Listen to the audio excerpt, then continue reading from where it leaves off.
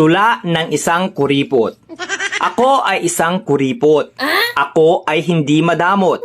Sa paggastos ako ay natatakot dahil pera ko ay hindi pinupulot. Kuripot ako at ipinagmamalaki ko na hindi ako umaasa kahit kanino. Okay lang kung magkuripot man ako dahil pera ko naman ang sinisinop ko. Ang pagiging kuripot ay hindi masama hanggat di ka nanloloko ng kapwa. Kaya wala akong dapat ikahiya kung naiinggit sa akin ang madla. Kuripot man ako sa inyong paningin, kinabukasan ko ang aking iisipin. Mga paninira ng iba ay di ko diringgin dahil ang makikinabang nito ay ako rin. Hindi kasalanan na maging kuripot ako, ang masama ay ang pagiging maluho. Huwag magpasikat kung hindi naman totoo, lalo nang kung sa utang nang galing ito. Ako ay kuripot magpakailanman.